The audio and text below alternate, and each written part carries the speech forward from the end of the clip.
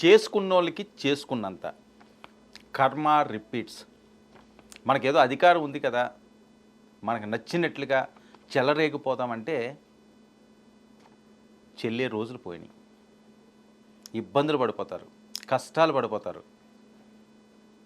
అసలు మీసం మెలేసి రొమ్ము విరుచుకుని శంషేరుగా తిరిగిన వాళ్ళందరూ కూడా కుమిలిపోతారు. దానికి ప్రత్యక్ష నిదర్శనమే కుంగిపోయిన వంశీ, వల్లభనేని వంశీ. ఎలా ఉండేవాడండి ఆయన? వల్లభనేని వంశీ ఒకప్పుడు. ఇప్పుడు పరిస్థితి ఏంటి? బతుకు జీవుడా అని చెప్పి బిక్కు బిక్కుమంటున్నాడు. కళ పోయింది, కళ విహీనమైపోయాడు. ఆరోగ్యం పాడైపోయింది, సరిగ్గా నడవలేకపోతున్నాడు, ఊపిరి పీల్చుకోలేకపోతున్నాడు ప్రశాంతంగా. ఎందుకు వచ్చినాయి ఇవన్నీ? ఆర్థికంగా ఇబ్బందులు పడ్డా? కష్టాలు ఏమైనా వచ్చినాయా? ఆస్తులన్నీ హారతి కర్పూరంలాగా ఆరిపోయినాయా? లేకపోతే పదవులు అన్నాయి ఆయన దరి చేరలేదా? లేకపోతే లేనిపోని ఆరోగ్య సమస్యలు ఏమైనా వచ్చినాయా? నేను బిఫోర్ జైలు చెప్తున్నాను. నేను ఏమీ లేదు. నోటి దోల. అసలు ఏం మాట్లాడుతున్నారో తెలియని తత్వం. ఇష్టం వచ్చినట్లుగా చెత్తగా ఎంత తక్కువ మాట్లాడుకుంటే అంత మంచిది. ఒక తల్లి లాంటి వ్యక్తిని మాట్లాడిన మాటలు అదేమైంది? తిరిగి తిరిగి ఈ స్టేజ్కి తీసుకొచ్చింది. ఎందుకు ఉండాలి ఈ పరిస్థితి? అది కోడి కొని తెచ్చుకోవడం కాదా? అదే జరిగింది. బతుకు చీవుడా అని బిక్కు బిక్కుమంటున్నాడు. ఈరోజు ఏదో తాత్కాలిక బెయిల్ వచ్చింది, కానీ అది శాశ్వతం కాదు.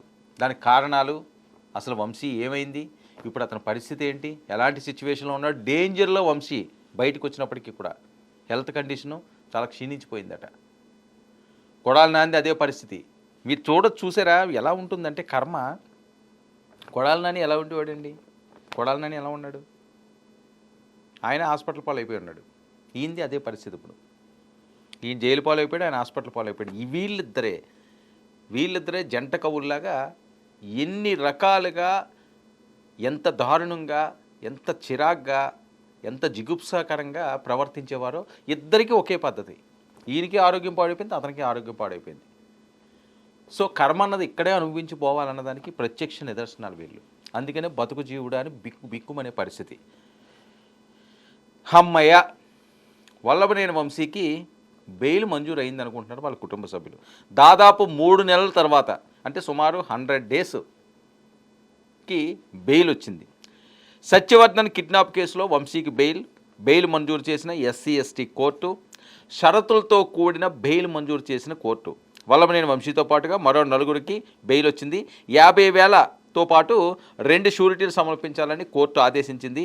ఆరోగ్యం బాగాలేదని, శ్వాస తీసుకోవడం కష్టంగా ఉందని కోర్టుకు చెప్పిన వంశీ బెయిల్ మంజూరు చేయాలని కోర్టుకు విన్నవించుకున్న వంశీ ఆరోగ్యం బాగాలేదు, శ్వాస కూడా తీసుకోలేకపోతున్నారట. ఎందుకు ఈ కర్మ?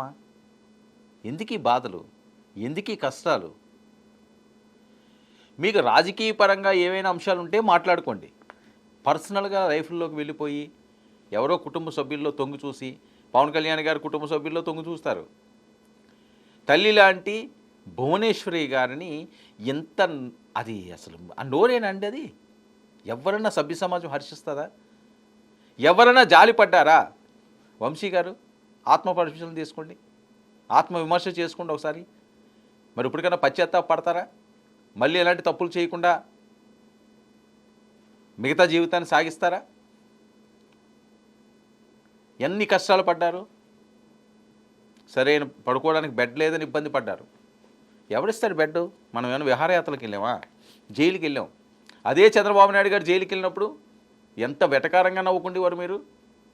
ఆయన అయితే కొడాలి నాని ఇంకొక అడుగు ముందుకేసి, జైల్లో దోమలు రాకపోతే రంభా బోరసు వస్తుందా అని చెప్పి ఆయన డైలాగులు వేస్తాడు. ఏంటండి అది? తప్పు కదా. అదే కదా ఈరోజు మీకు శాపంలా మారింది. ఇదే కదా మీరు ఈ దుస్థితికి రావడానికి కారణమయ్యింది. మీరు చేసుకున్న తప్పులు కాదా? మార్పు రావాలి మనిషిలోని. మరి ఆ మార్పు వస్తుందో లేదో చూడాలి. మార్పు వస్తుందని మాత్రం సమాజం అనుకోవట్లేదు. మీ కుటుంబ సభ్యులు ఇబ్బంది పడుతున్నారు మీరు చేసిన పనులకి. వాళ్ళే మిమ్మల్ని వెనకేసుకు రావట్లేదు. ఎక్కడైనా పశ్చాత్తాపం కనిపించిందా? 90 రోజులు మీరు జైల్లో ఉన్నారు, పశ్చాత్తాపం కనిపించిందా? ఎవడు పట్టించుకుంటాడు? ఎవరో పట్టించుకోరు. ఆరోగ్యం సరిగా లేదు, శ్వాస తీసుకోవడం ఇబ్బంది అయిపోతున్నదని చెప్పి ఈయనకి బెయిల్ మంజూరు చేసింది. అసలు దీని కథ ఏంటంటే 2023 గన్నవరం టీడీపీ ఆఫీసుపై దాడి. వైఎస్ఆర్సీపీ ప్రభుత్వంలో ఉండగా తెలుగుదేశం పార్టీ ఎమ్మెల్యేగా ఉన్న వల్లభనేని వంశీ చేసిన రౌడీజాలు. టీడీపీ ఆఫీసుపై దాడి కేసు నీరు కార్చేందుకు వంశీ కుట్ర బట్టబయలు. పోలీసుల దర్యాప్తులో సంచలన విషయాలు. ఫిర్యాదుదారు సత్యవర్ధన్ అపహరణ. కుటుంబాన్ని మొత్తం చంపేస్తానని బెదిరించిన వంశీ. 2025 ఫిబ్రవరి 13న హైదరాబాదులో వంశీని అరెస్టు చేసిన ఏపీ పోలీసులు. మైహోం భూజా ఐ థింక్ అక్కడ అరెస్ట్ చేశారు. టీడీపీ ఆఫీసుపై దాడి కేసులో సాక్షిగా ఉన్న సత్యవర్ధన్ వంశీ బెదిరించి కిడ్నాప్ చేసి తప్పుడు అఫిడవిట్ దాఖలు చేయించాడని ఆరోపణలు. మొదట కోర్టులో ఈ కేసుతో సంబంధం లేదని చెప్పిన సత్యవర్ధన్, తర్వాత పోలీసులు ఆశ్రయించిన సత్యవర్ధన్ తనను కిడ్నాప్ చేసి బెదిరించాడని ఫిర్యాదు. వంశీపై SC/ST చట్టం కింద కేసులు. అందుకనే ఇన్ని రోజులు బెయిల్ రాలేదు, ఇన్ని ఇబ్బందులు పడ్డారు. ఎటువంటి సౌకర్యాలు ఉండే పరిస్థితి ఉండదు. సమ్మర్లో మరి ఎలాగా తట్టుకుని నిలబడ్డాడు ఆయన?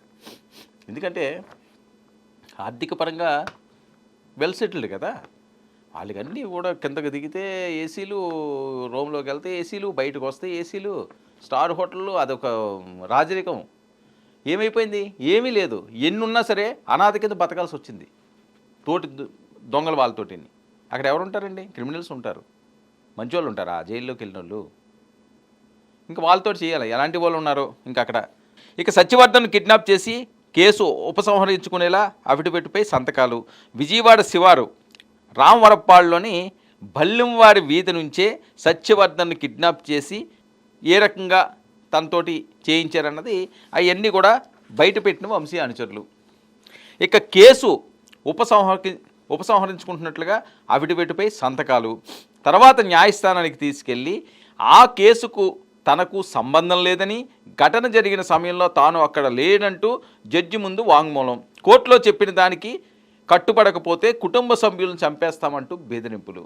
ఏం చేస్తున్నారు? ఎటువైపు తీసుకువెళ్తున్నారు? ఎటువైపు తీసుకువెళ్తున్నారు? ఎందుకు ఈ బెదిరింపులు? ఎందుకు ఇష్టం వచ్చినట్లుగా ఆ నోటి దురద? ఎందుకు ఈ స్థితి? ఎందుకు చేయడమే తప్పు? మీ పార్టీ ఆఫీసు ఆ గుర్తు నుంచి మీరు గుర్తింపు పొంది అదే పార్టీ ఆఫీస్ మీద దాడి చేస్తారా? మీ పార్టీ అధ్యక్షుడు తండ్రి లాంటి వాడు, తల్లి లాంటి భువనేశ్వరి దేవిని అసలు ఇష్టం వచ్చినట్లుగా అతి నీచంగా, అతి చండాలంగా మాట్లాడతారా?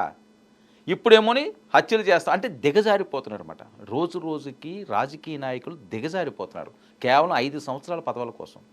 మీరు ఆలోచించుకోవాల్సింది అది, ఆత్మ విమర్శ చేసుకోవాల్సింది అది. 5 ఏళ్ల మీ భాగోతం కోసం ఎంతకైనా దిగజారుతున్నారు, ఎంతకైనా దిగజారిపోతున్నారు. అదే దీని పరిస్థితి. ఇక సినిమా స్టైల్లో సత్యవర్ధన్ కిడ్నాప్. సత్యవర్ధన్ ఫిబ్రవరి 11న రాత్రి హైదరాబాద్లోని మైహోం భూజాలో ఉన్న వంశీ ఇంటికి తరలింపు. చూడండి మరి ఏం చేయాలి? ఆ రాత్రంతా సత్యవర్ధన్కు చిత్రహింసలు. తర్వాత పొట్టిరాము, వేల్పూర్ వంశీ, ఎం వేణులు AP 40BG 5005 నెంబరు క్రిటా కారులో విశాఖపట్నం తరలింపు. చూడండి ఎక్కడ వైజాగు, ఎక్కడ విశాఖపట్నం. 12న అక్కడ హోటల్ చందనాలో సత్యవర్ధన్ నిర్బంధం. చేబ్రోలు శ్రీనివాస్ ఇంట్లో సత్యవర్ధన్ను ఉంచిన వంశీ అనుచరులు.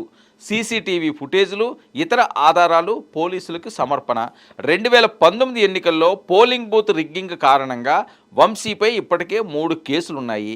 ఇవి జూన్ 3కి వాయిదా వేసినట్టు కోర్టు చెబుతుంది. అంటే ఒకటి కాదు, ఒకటి తర్వాత ఒకటి, ఒకటి తర్వాత ఒకటి, ఒకటి తర్వాత ఒకటి. జస్ట్ రిలీఫ్ అంతే. ఇది సింపుల్గా జస్ట్ రిలీఫ్. ఇది మీకు పూర్తి ఉపశమనం కాదు, ఇంకా చాలాది ఉన్నది. కానీ మార్పు రావాలి మీలో, పూర్తిగా మార్పు రావాలి. ఈ స్టేజ్ నుంచి వంశీ నార్మల్ స్టేజ్కి రావాలి. బతుకు చీవుడా అని బతకూడదు, గౌరవంగా బతకాలి, తలెత్తుకుని బతకాలి, సమాజంలో మంచిగా బతకాలి, మానవత్వంతో బతకాలి. అంతేగాని మేము బరి తెగిస్తాము, మా సరనేమ్ ఇది, మా ఆస్తులు ఇవి, మమ్మల్ని ఎవడో పీకేది లేదు. అరే లోకేష్ గారు ఏదో ఒక జూమ్ మీటింగ్ అయితే ఆయన పర్సనల్గా ఆయన పార్టీలకి సంబంధించి ఒక యాక్టివిటీ చేస్తే అందులోకి వెళ్ళి జాయిన్ చేయి ఎంత వెకిలి వేషాలు వేస్తారండి? చిన్నపిల్లలా మీరు ఏమన్నాని? ఆలోచన ఉండాలి కదా. ఏమైంది? ఇవన్నీ కూడా ఏమైనాయి?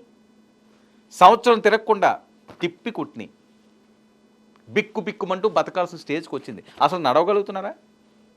సరిగ్గా గాలి పీల్చుకోగలుగుతున్నారా? కడుపు నిండా అన్నం తినగలుగుతున్నారా? ఎంత ఉంటే ఎందుకు? ఇప్పుడు ప్రశాంతంగా బయట తిరగగలరా?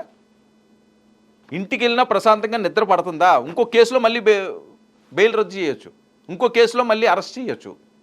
సో సుడిగుండంలో చుట్టుకు తిరగాల్సిందే. తప్పు చేసిన ఏ రాజకీయ నాయకుడికైనా ఇలాంటివన్నీ కూడా ప్రతి ఒక్కరూ కూడా దీనిపై ఇలాంటి అంశాలపై ఇష్టం వచ్చినట్లుగా బరి తెగించి మాట్లాడి చెలరేకపోతే ఇదే దుస్థితి. దీన్ని ప్రతి ఒక్కరు గుర్తెరగాలి, ప్రతి ఒక్కరు దీన్ని మనసులో పెట్టుకోవాలి. అమ్మో తప్పు చేస్తే ఈరోజు బాగానే ఉంటుందిరా, రేపు తోలు తీసేస్తారు, రేపు మన బతుకు అయిపోద్ది, ఇంకా 4 గోడల మధ్యనే మనం బిక్కు బిక్కుమంటూ చిరతలు కొట్టుకోవాలి అన్న ఆలోచన వచ్చినవాడు ప్రశాంతంగా బతుకుతాడు.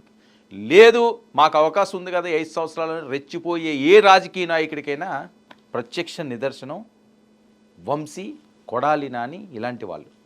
సో ఆ కోవకి వెళ్ళకండి, ఇప్పటికైనా మారండి. ఇది టెంపరీయే, కాస్త ఉపశమనం అంతే. ఈ ఉపశమనాన్ని పూర్తి ఉపశమనం చేసుకోండి, ఎవరికీ అభ్యంతరం లేదు.